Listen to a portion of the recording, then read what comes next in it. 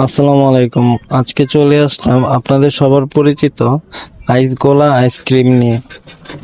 আজকে খুব গরম থাকার কারণে ভাবলাম যে একটু আইসক্রিম খেয়ে আসি। তখন হাঁটতে হাঁটতে চোখের সামনে পড়লো সেই আইস গোলা আইসক্রিম।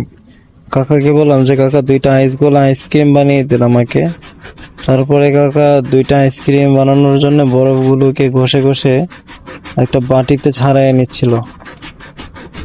বাটিতে ছাড়ানোর পর চাচা একটা গ্লাস নিয়ে গ্লাসের ভিতরে বরফ গুলারে ভরলো ভালো করে ভরার পরে ওইখান থেকে একটা আইসক্রিমের কাঠি নিয়ে ওই গ্লাসের ভিতরে রাখলো। এরপরে চাপাচাপি কইরা ঠাইসা বইরা আইসক্রিমের মধ্য দিয়া ওই আইসক্রিমটা একটা ওয়ান টাইম কাপে রাখলো। এরপরে আবার একই রকম ভাবে বাকি বরফটারে ওই আলাদা একটা স্টিলের গ্লাসের মধ্যে নিয়ে ওই একটা আইসক্রিমের কাঠি দিয়া চাপাচাপি করলো।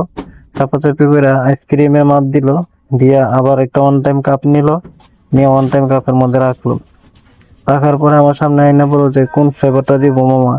এরপরে আমি বললাম যে কোন ফ্লেভার? বললো এটা অরেঞ্জ, এটা লেমন, এটা স্ট্রবেরি, আর এটা হচ্ছে ম্যাঙ্গো ফ্লেভার। এরপরে আমি বললাম যে মামা আপনি অরেঞ্জ ফ্লেভারটা দেন আর হচ্ছে লেমন ফ্লেভার দেন। পরে মামা প্রথমে ম্যাঙ্গো ফ্লেভারটা ঢালার পরে বললাম যে মামা এটা কি ঢালতেছেন? বললো যে এটা মামা বিট লবণ দিতেছি। এরপরে দিল অরেঞ্জ ফ্লেভারটা উপরে দিয়ে ছড়াই দেওয়ার পরে এখানে কিন্তু আইসক্রিমের শেষ না।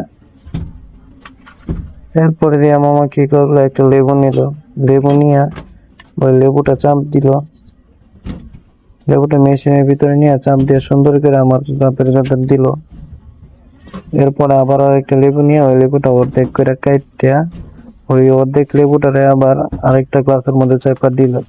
এরপরে আবার হালকা বিট লবণ ছড়াছড়ি করে দিল। ছড়াছড়ি করে দেওয়ার পরে 2টা পাইপ লাগাই দিল, বললো মামা এটা দিয়ে চুইসা খান। আমি বললাম যে ঠিক আছে। এরপরে 2টা দিল। লোকেশনটা বলে দেই, লোকেশনটা হলো বঙ্গবন্ধু সাফারি পার্কের সামনে। যারা গরমের মধ্যে এই কোলা আইসক্রিম খাইতে চাও জলদি আয়া পড়ো। আর অবশ্যই বলে যায় যে এই অসাধারণ কোলা আইসক্রিমের ভিডিওটা তোমাদের কাছে কেমন লাগলো।